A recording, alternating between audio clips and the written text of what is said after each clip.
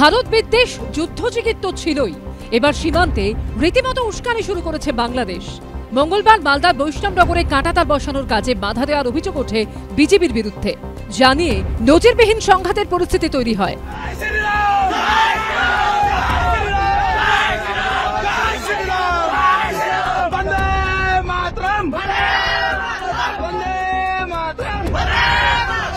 তবে বাংলাদেশের উস্কানিতে ভারত যে থেমে থাকবে না সেই বার্তা একেবারে পরিষ্কার করে দেয়া হয়েছে। বুধবার গোটা এলাকা থমথমে, তার মধ্যেই বিএসএফ এর নজরদারিতে জোর কদমে চলছে সীমান্তে কাঁটাতার লাগানোর কাজ। আমরা এই মুহূর্তে দাঁড়িয়ে রয়েছি ঠিক বাংলাদেশ বর্ডার থেকে কয়েক হাত দূরে। যেখানে আমরা দাঁড়িয়ে রয়েছি সেটি হচ্ছে বাকরাবাদ পঞ্চায়েতের সুখদেবপুর, মালদা জেলার ঠিক এইখানেই গতকাল সকাল থেকে প্রায় সন্ধ্যা পর্যন্ত একেবারে ফেন্সিং দেওয়াকে কেন্দ্র করে বাংলাদেশের ফোর্সের সাথে বিএসএফ এর তরজা চলে। ফেন্সিং দেওয়ার কাজ এখন চলছে।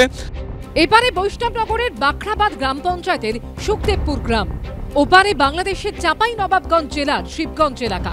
তথ্য বলছে মালদা জেলায় বাংলাদেশ সীমান্ত 172 কিলোমিটার, স্থলভাগে 18 কিলোমিটারে নেই কোনো কাঁটাতার। বৈষ্ণবনগরের সুখদেবপুর গ্রাম লাগোয়া প্রায় 1 কিলোমিটার সীমান্ত এলাকা অসুরক্ষিত, সেখানে কাঁটাতার লাগানোর কাজ করছে বর্ডার রোড অর্গানাইজেশন। প্রায় এই 500 মিটার বা 500 থেকে 1 কিলোমিটার জুড়ে কোনো রকম ফেন্সিং সেখানে নেই, সেখান থেকে কিন্তু বারবার অনুপ্রবেশ হয় এমনটাই অভিযোগ।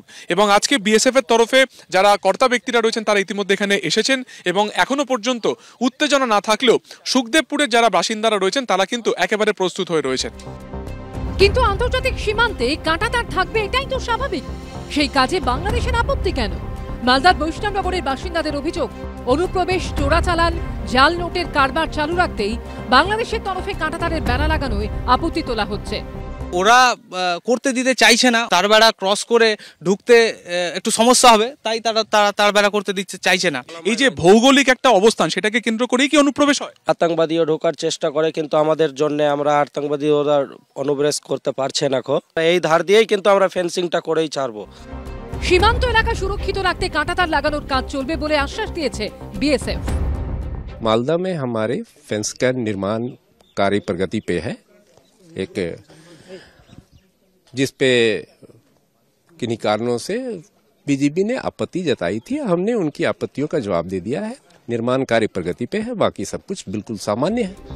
মোহাম্মদ ইউনুস অর্থনীতিবিদ, কিন্তু তার সরকার যখন প্রকাশ্যে গরু চোরদের প্রশ্রয় দেয় তখন তারা যে সীমান্তে ফেন্সিং দিতে বাধা দেবে সেটাই স্বাভাবিক। কিন্তু বিএসএফও যে সীমান্ত সুরক্ষিত করবেই এটাও ভালো করে জানে বাংলাদেশ। সুকান্ত মুখোপাধ্যায় রিপোর্ট, এবিপি আনন্দ, মালদা।